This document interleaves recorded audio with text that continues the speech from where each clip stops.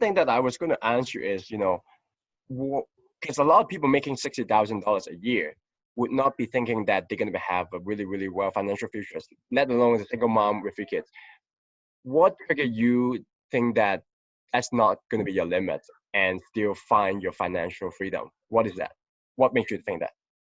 I think it's all in your brain. I really do, because I think if number one, if your why is strong enough, you will figure out a way. And as I said, I used to sleep with my calculator and my notepad in the middle of the night because I did not think it was possible. So at the beginning, when I started, when my kids were teenagers, let's say, I just started to think, where am I going to come up with this money? So what I started off with was what I knew better, I thought, was lending out money on second mortgages. So I would borrow my money. At that time, the line of credit rates used to be, around 6 or 7%. And then I would lend it out from anywhere to from 12 to 15%. So I was making a 6 to 7% gap on my money. And then until one time, I had a lady who I loaned a second mortgage to. The house was appraised at 625, but by the time it was selling, there were some issues and challenges and stuff. So the house sold for a lot less than. So I had $195,000 second mortgage, and I had to write off about $139,000. And then I was like, okay, you know what? This is not going to work. So let's figure it out. But, you have many sleepless nights. You cry it out. And then you say, okay, next, God, give me the strength. I need to move on. It didn't stop you. It didn't stop you. No, because you know what I realized? And that's one of the things I'm always, every morning I wake up, I'm grateful for everything that I have. I'm grateful for every opportunity that I have received. Including my kids having been able to go into school. My son, who's studying at Northwestern right now, doing his MBA, it's like a single mom's kid, for instance, right? And by the way, I never took a penny from my ex-husband. So my kids are my property. I need to send this video to him.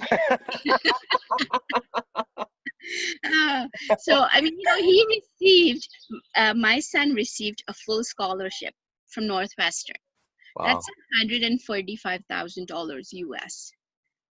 140,000. That's the tuition for the 2-year program that he's there. Mind you, it costs just as much or more for your living expenses, which I still am paying for, but the tuition was paid for by the university. So for me, I am such a proud mom. And I think because my kids have seen me work so hard, I feel like they're also very hard workers. And they're like, I want it. And then when at the same time, you appreciate what you have. And I find when you're also grateful for what you have, God gives you more opportunities to be grateful for. This house in Burlington is a perfect example. I bought it. I wasn't planning to buy it. It was from one of my students. And I said, well, send it out to your list. She does. 2 hours later, she calls me like, hey, I don't understand. It's a great property. No one's biting on it, And I said, okay, tell me more about the deal. So she's telling me, I'm like, okay, do an offer. Done. It was meant to be for me. So how could somebody else have gotten it? It's a law of attraction, right? I don't know whether you believe that. It's a law of attraction. When you're grateful, and at the beginning it may be hard, but when you're grateful, then more good things keep coming to you, right? Mm-hmm. Yes. And one of the things I always say, tell everybody, is that God's job is to keep his people happy. So if we're happy and we're talking about happy things and successful things and how we are grateful, God's going to say, okay, this person's happy talking about this stuff. Let me give them more. But at the same time, if all we're doing is complaining all day, God's going to say, hey, this person's happy complaining. Let me give them some more shish to complain about. What it is basically when you complain, your mind blocking whatever that's good thing can become to you, right? Because you're really busy complaining. You're basically blocking, because happy and unhappy, or grateful and ungrateful, is 2 different things that you cannot have at the same time, right? Correct. In terms of frequency, bring frequency at the same time. So when you are ungrateful, even though you have a lot of things, you have nice car, nice house, but what it is basically you blocking what is good thing can become to your life, which can be easily, it's actually in front of you, but you just can't see it. Because you're blocking, like, you're wearing the curtain of negativity or ungratefulness or not being thankful for what you have. And I mean, we have people in our lives that, I have so many times said, what's wrong with you? Like, talk about this instead, or be grateful. It's like, sometimes people will post on Facebook and stuff saying, hey, 2018, have I told you lately I hate you? I mean, because certain things have happened, and like, you can find the positive in any situation. Like, one of my friend's husband had a little accident, and I'm like, okay, I can't believe this shit. I'm like, well, be grateful that he's alive. So you could put a spin on anything. It doesn't matter whether the car broke down or whatever, your husband's alive. So whatever we choose to look for good in is what we're going to find. So really, it doesn't matter how bad, like, you slip and fall. Okay, I only twisted my ankle. My back is still okay. It's just however you think about it. A lot of people, while listening or watching this video, they can think about, of course, like they because not many people get this through. Like many people, they have bad luck, and they would say first thing is, of course it's easy for you, Sadhana, right? Of course it's easy now, you're a millionaire. So what are you gonna tell them? What are you gonna tell them if they're right now, if they're really really bad things, but they just cannot see through? What are you gonna tell those people? Okay, I was not always a millionaire. I was also, like I said, a law clerk full time. I still had the same attitude. It's your attitude that will get you to that next level. So if my attitude when I was making $50,000 or $60,000 a year was negative, I'm not going to be attracting all the good stuff in my life. So whether I'm still the same person, correct? You just become a better version of yourself.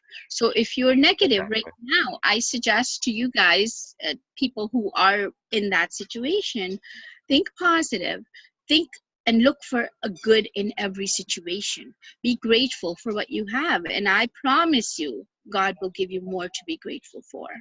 And you are a live example of what that kind of thing can bring you abundant life and big house and just better life, and you are a really prime example of that.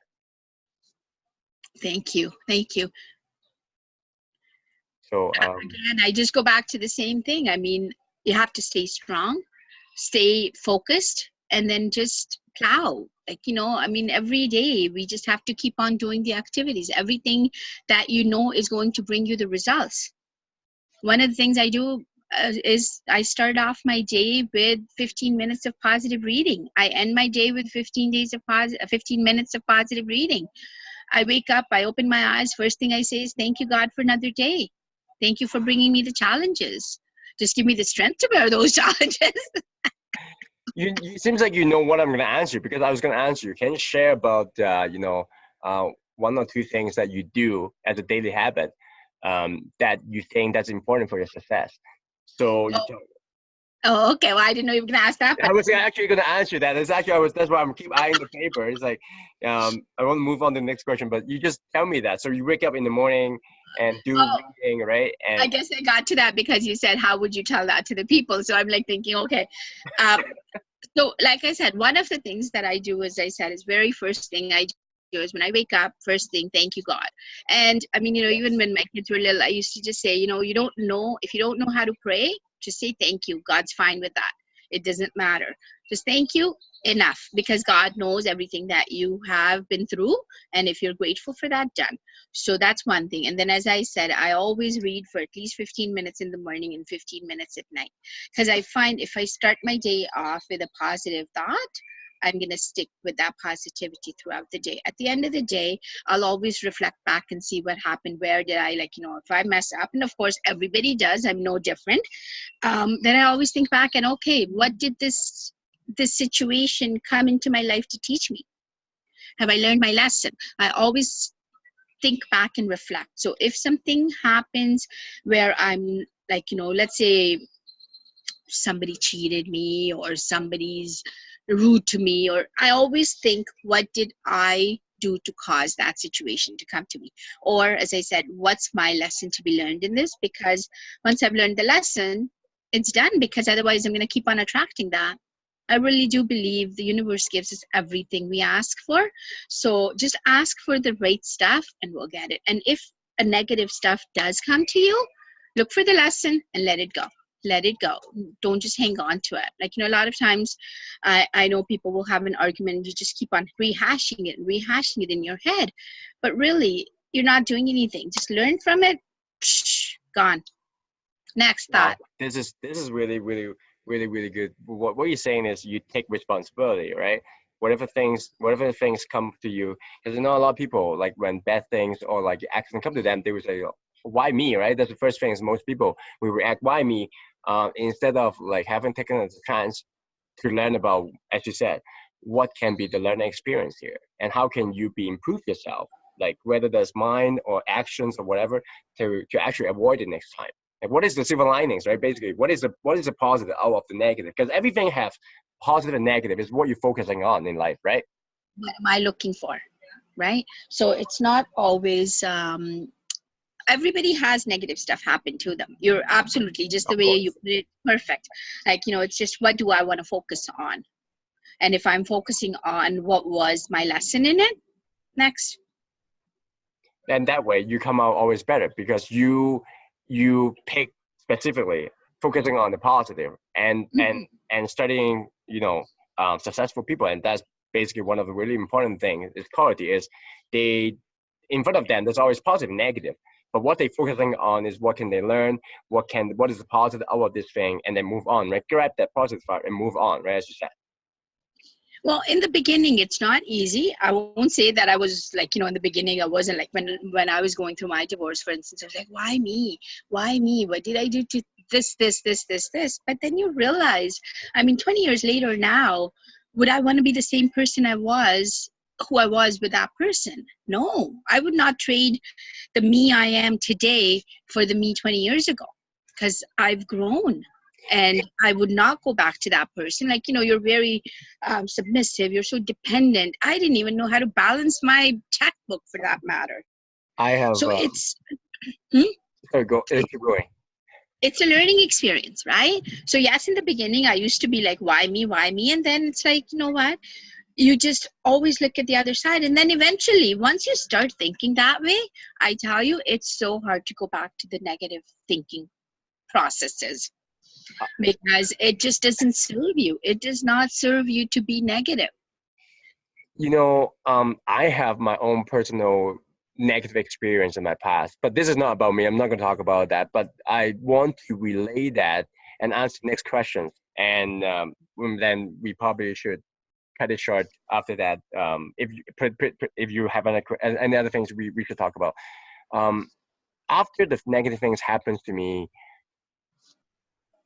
18 years ago, um, I, I, You're not even 18. What do you mean 18 years ago? um, um so at that time I was like really negative, I was doing the whole thing. It's like, why me, why is that, basically not taking responsibility, right? But I was 19 years old.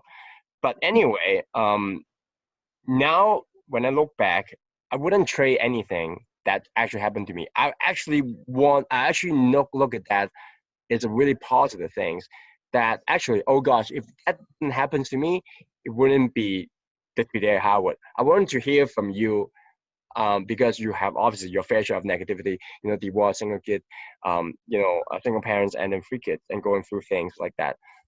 Would you say that you agree with that? You have a similar thing now. That is actually your blessing. Like whatever happening is your blessing. Would you say that? Oh, definitely, definitely. I would not trade. Like, there you go through, I would say, at least 6 months of, let's call it, depression, because again, it's the why me mentality, right? But now when something does not go wrong, you just think, okay, fine, I didn't make an extra $10,000, or if I didn't make an extra $2,000, it doesn't matter. It's all relative. But the point is, you just stop thinking about what negativity it has caused me. And that's what I do. I'm not saying it's right, I'm not saying it's wrong. I just keep on thinking about the lesson I can get from any situation. And I mean, I teach that to my kids. And I mean, kids have gone through adversity as well, like, having dad not around anymore or something. And I mean, things happen, life happens to everybody. I mean, not and I'm sure even the richest people, I'm sure they have their own sort of situations where they feel like, okay, why me? I don't know, just obviously it's come to teach you something, so get your lesson and get moving. Yeah, but Right. the ability of successful people is usually they have much more, well, self-control, and second is mind control. They can actually negotiate with the emotion much better instead of letting the emotion to take over them. They will looking at, of course, what you talk about the positive, and they will know, oh, this is, if I keep going with the negative, this is what I get. So I don't want to do that. But see, what happens is, I think when you're having those thoughts, when you're having those negative moments or those negative thoughts, you can choose to have, because you know how when you have one, it just keeps on compounding, right? So when you have the one and you deal with it and then you just let it go, you just it's a like 5 4 3 2 1, stop thinking negative. You talk about that book, like Mel Gibbons, what's her name, Mel something, I think it is Gibbons. yeah, Gibson, I think, right? I think it's Gibbons, but okay. Yeah. So yeah, I mean, it's a conscious effort. So whatever you're thinking, it brings you to the forefront of your mind, right? So if you're consciously aware that what you're thinking is incorrect or wrong way of thinking, if you're not aware, then I can understand. You can be whatever you want to be. But if you're aware of what you're doing, then there's no other reason but to stop that thinking. Because what's it going to get you? Acidity, heartburn, sleepless nights, ulcers, indigestion. Do you want all of that? No. Yes, and I guess what's the most challenges for normal people or people who are struggling is they can't see past that, right? They can't see past that. They're stuck, right? Usually that's they're stuck. But but as I said, like, you're a really prime example of what positive thinking and looking at the positive things can do to you. With the situation, of course, it can. You're the person who doesn't meant to be a millionaire with good kids going for like really good school and then to get scholarship and all that. But you're a prime example. You did it. So it's funny.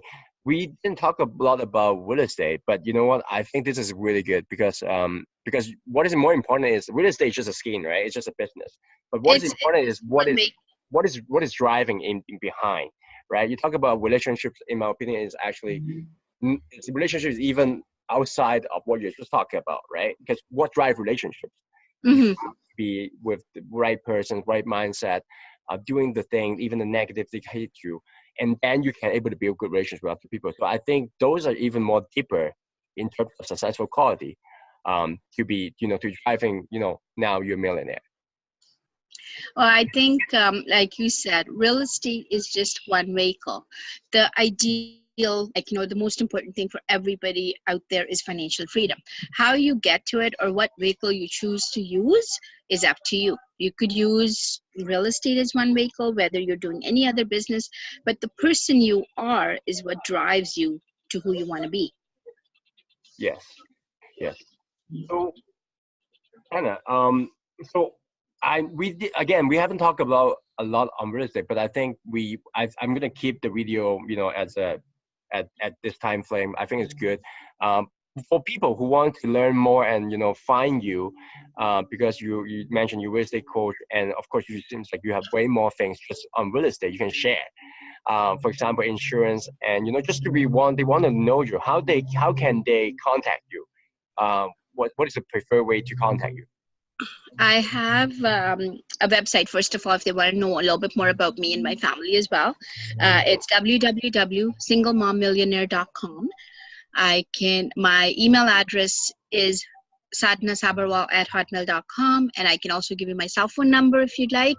It's 647-205-9526.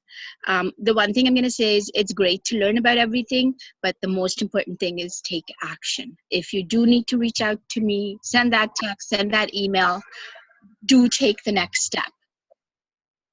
Absolutely wonderful. I like the last part because yeah, because a lot of people have so much so much information, they never take actions.